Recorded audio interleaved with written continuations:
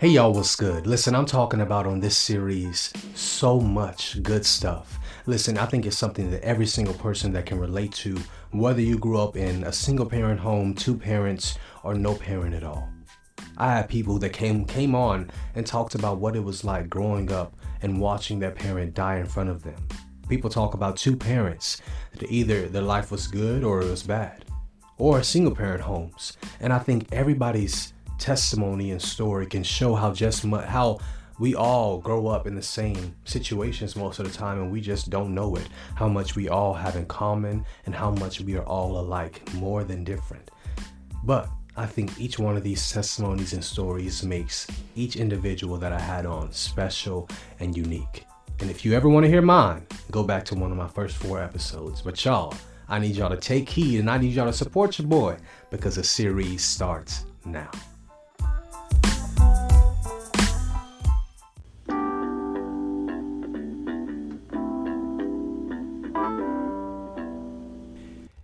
Hey y'all, what's up? Welcome back to another episode of Talks with Darius, Deon. I'm just so glad you all have been tuning in and downloading each and every episode. It just means so much to me to see all the love and support that you guys have been showing me. But today I have such a special guest with me. He's my little brother, he's my best friend, and he just becomes somebody that is really close to me. I'm going to let him introduce himself and he's going to tell you his name and a fun fact and just what he's been up to during this pandemic. Yeah, so my name is Hayden Keidl, and I am his little, blessed to be his little. Met him my first day on campus. Yes, sir. And from then on out, it was just history. Like, it hasn't stopped. It just keeps writing. And the story keeps going on, and it's exciting, and I can't wait to see what we're going to be doing in about 5 years, 10 years. Honestly. I always think about that. Yeah, it's going to be crazy. Yeah, but little fun fact, I'm actually on the way to a new job in Indiana. That's why I'm actually here in Oklahoma City. I'm driving all the way from Texas to Kokomo, Indiana for a social media marketing job. That's crazy. So I'm super excited about that. I'm proud of him. Yeah, I'm super excited. And honestly, I've had so much support from this man, and I couldn't thank God more. I couldn't thank for a better brother. And all my love always goes out to him. So love you too. And thanks for having me on today, man. Yeah, no problem. It means a lot. Yeah. So I mean, what you've been up to during this pandemic? Like, what are you looking forward to now that it's over too? Yeah. So I relied a lot on social media, like streaming, video games and all that jazz. Instagram, Snapchat, Twitter. Yeah. I relied on that heavily because we had to stay inside. Yeah. We were mandatory lockdowns, So I really got into streaming, and I actually started making like a living off of it. And I made a good enough money where I could save up, I could do my own things, and I ended up making a decision to move out to LA. Yeah. But it was in the middle of the pandemic. He really did, yeah. It was kind of, hey, like I have an opportunity here.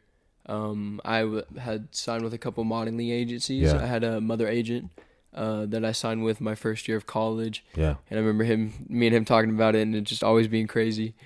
And so I moved out to LA. I chased my dream.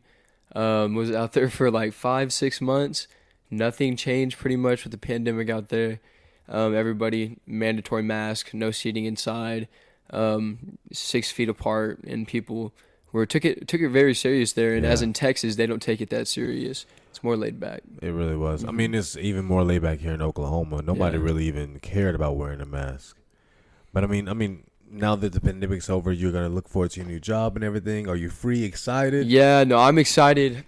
I'm excited to go, to concerts. Yeah. My new job, of course. Like, I'm gonna be able to be hands-on. I'm gonna be able to go talk to people. Communicating is like my favorite thing, and I think you know that. Yeah. I just be any event we ever go to, I'm just around, talking to everybody because I love to talk people's ear off. It's my favorite thing. But I'm just excited to just get out there, experience something new. I've never been to Indiana. Yeah. So it's just like I'm taking a chance.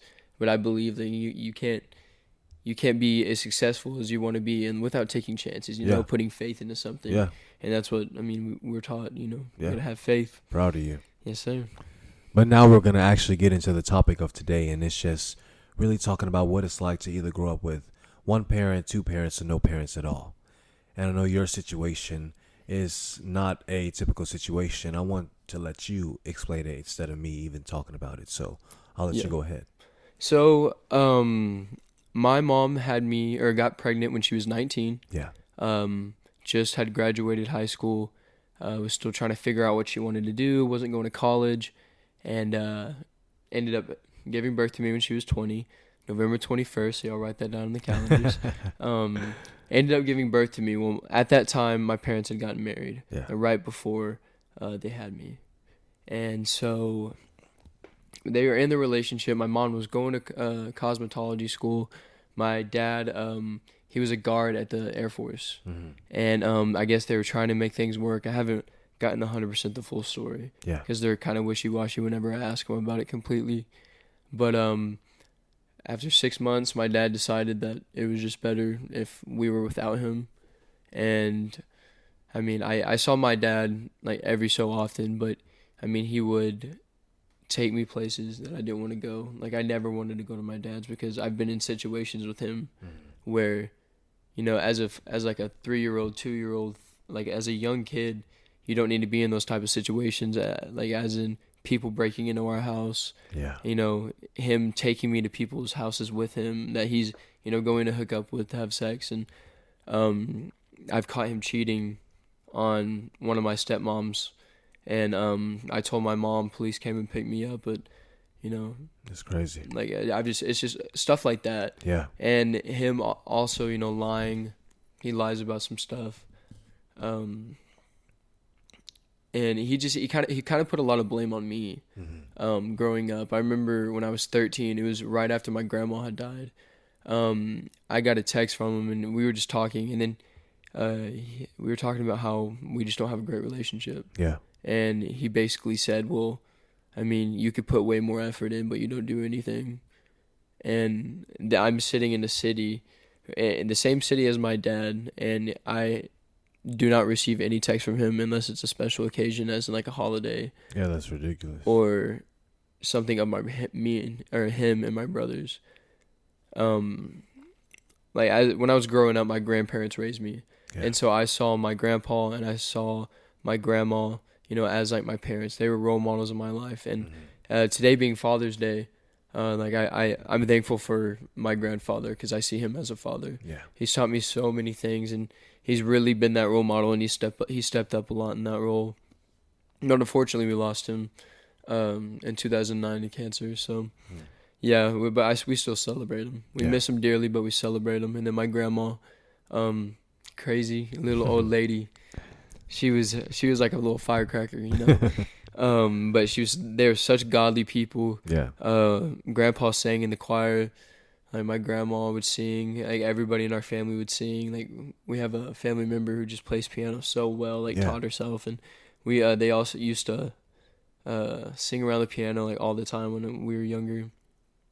And but we also lost my grandma in 2013 to cancer as well. So that's something that's been kind of crazy growing up. That's all crazy. Like the death that's happened in my life, and like the absent and people having to fill in. Yeah. You know, it's just I feel like when I get close to something, I feel like I lose it. You know, I have issues of like trusting people fully, or getting fully into a relationship with somebody because I feel like like if I lose them, that's gonna be a tipping point for me, and I don't know if I'm gonna be able to take it. You know. Yeah.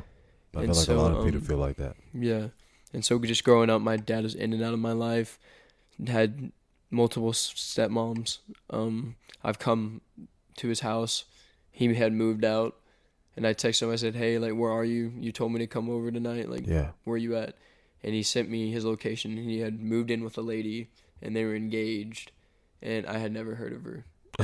And I was just like, wow, I was in shock. And it's just, seeing that, you know, that's my dad. And I've had people tell me, oh my gosh, like you're just like your dad.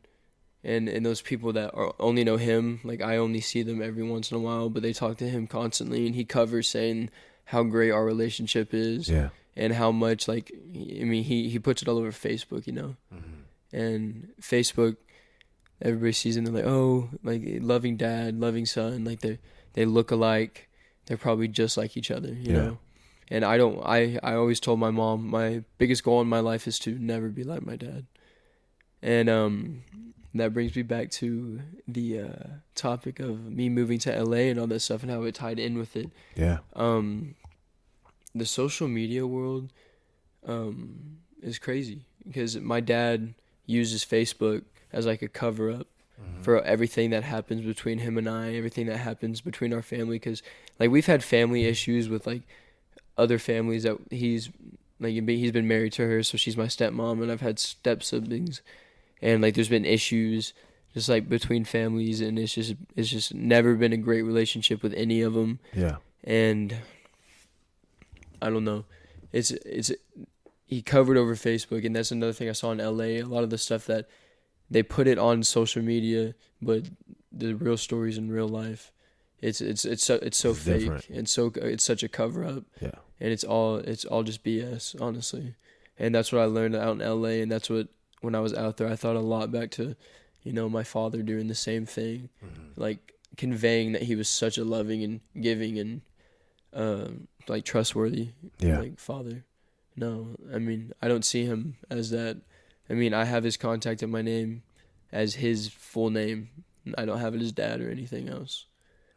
So that is a big part of who I am. I've had to make my own decisions. I've had to be my own man because I haven't really had somebody to be there the whole time while growing up. I mean, I've had my stepdad.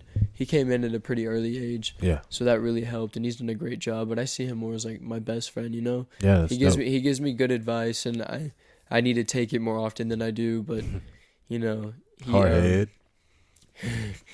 He's crazy. Yeah, I know y'all love each other, but he's more of like a best friend. But he'll also give us, the advice that we need. Like if we need help, he'll help us out. Yeah. And they've always been super supportive. And my mom's doing great. Everybody's been doing great lately, and it's been. Ain't God good. Ain't he wonderful? He's great. He is amazing. I mean, but yes. With everything that you went through, like what struggles did you face? Like, what would you actually tell somebody that maybe is going through the same thing as you, or went through the same things as you, with facing struggles with your father and not being able to communicate with them? I would say give them chances, because a lot of the times, getting pregnant at such an early age with my mom, it can be like scary, and I was his firstborn, so like that can be super scary, and I understand like it's a big responsibility, but like you're expected to take on that responsibility and give it your all. Yeah, like this is your child. It took two to tango. You got exactly. You got to step up to the plate and take care of your responsibility, and he hasn't done that, and I've tried. I've given him chances. Like we've had good times. Like there's been times in our life where like we've been with each other and we've had a good time. Yeah. But it's just, of course, the bad always outweighs the good, and this is how it is in this situation.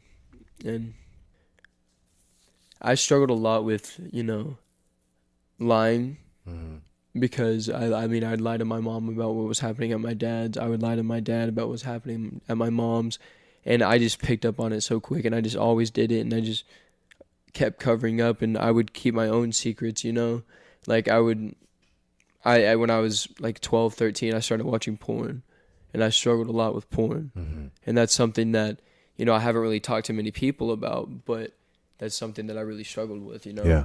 And I lied about that all the time. Of course, I've gotten caught. When I was younger, I got caught like looking at that on the internet. Yeah. Apparently, I wasn't that good at hiding it, but I shouldn't have been doing that in the first place. And it's just going back and thinking about it. It's like, like I was trying to find. I always had a hole. I feel like there was always something missing, and I didn't know what to replace it with. And I would find those quick fixes. Yeah. Like pornography. You'd watch one video, a couple videos, and I'd be fine. Yeah. And then you can go to bed. I mean, it's nothing crazy, but I would just be addicted to it, and I would just, whenever I'd get the chance, I'd like look at something real quick, Yeah. And that's another thing my mother told me my dad struggled with, and she would tell me, "Oh, you're just like your dad," and that would kill me, because like I said earlier, like my biggest goal in life is to be nothing like my dad. It's to be a better father than he was to me. It's to give my kid everything they deserve and everything they need whenever they need it. But like I said, you got to give them chances, and I gave him multiple chances and it just never worked out. And it got to the point where I'm done giving him chances, you know. I believe that family bonds, you know, those are very close and family is very important. But I think it's relationships, even with your best friends, that are stronger than the ones with your family members. And even if you had to cut that out of your life to do what's better for you, and it's a constant pain and a constant, you know, toxic person in your life, like you need to get rid of that, because it's not going to do you any good. It's only going to keep bringing you down. And I finally said, you know what, I'm done putting the effort.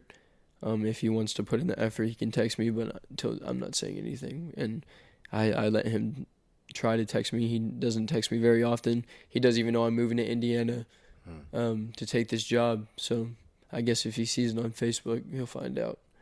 But that's about it. That's the only way that he would be able to know, because he doesn't communicate with anybody. That's crazy. So, I mean, did that lead you to even having like role models? Like role models, or even guys in your life or men in your life that you looked up to or just had in replacement of your father? Yeah.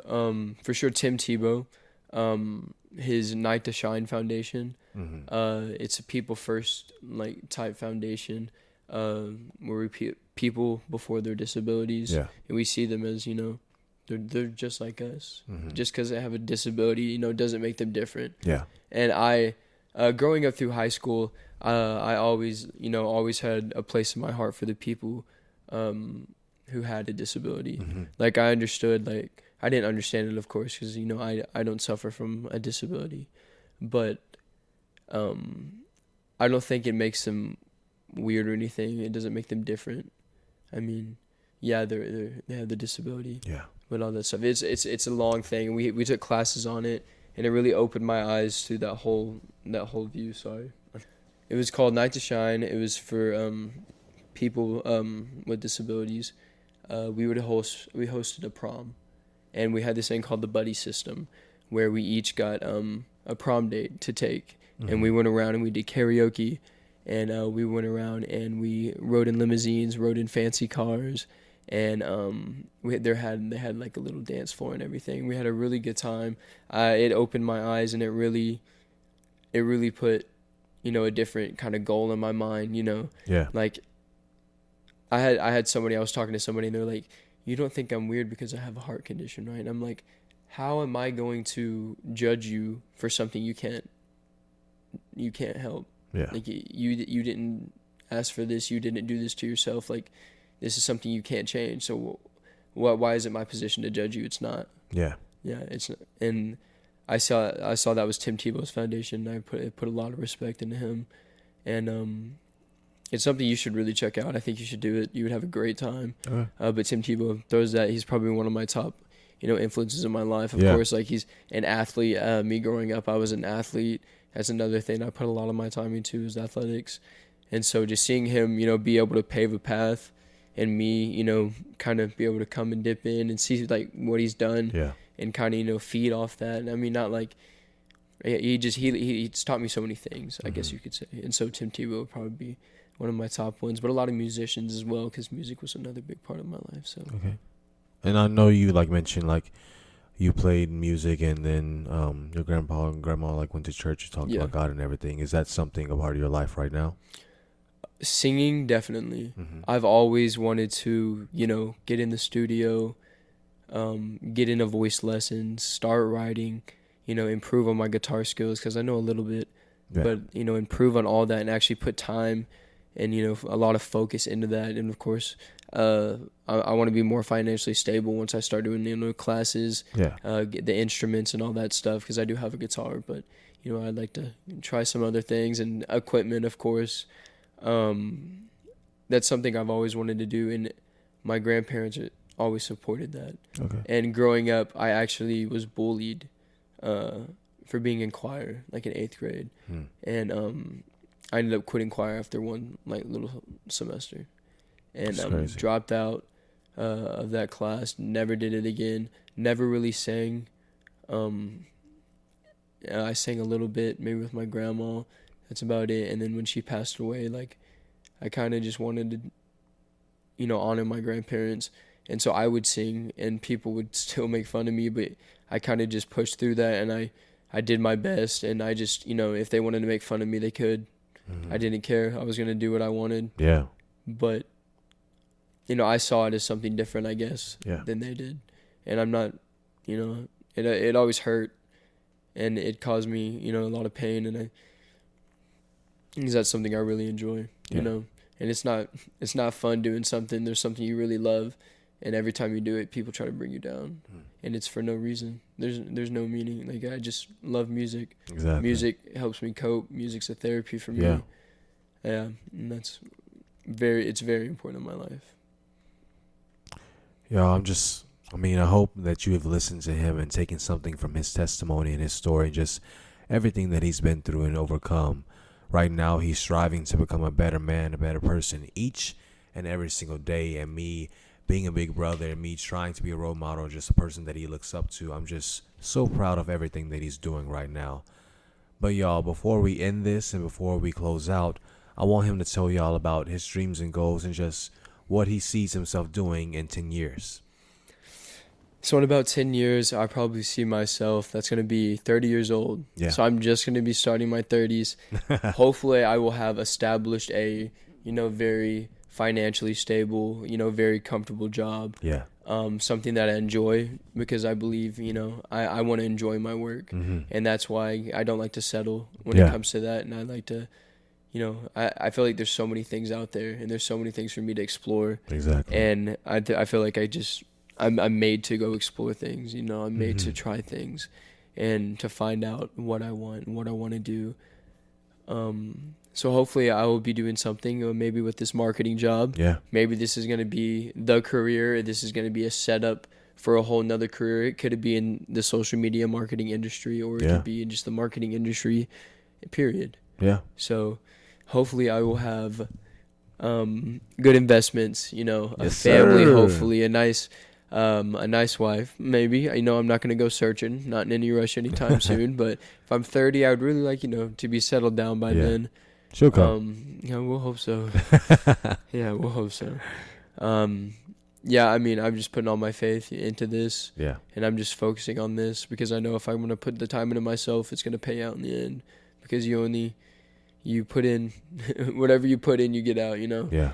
And in the end, like, you only have yourself to take care of. Yeah. And that's the most important thing. But of course, you need to keep your family close. Yes, keep sir. your best friends closer. Always. Yeah.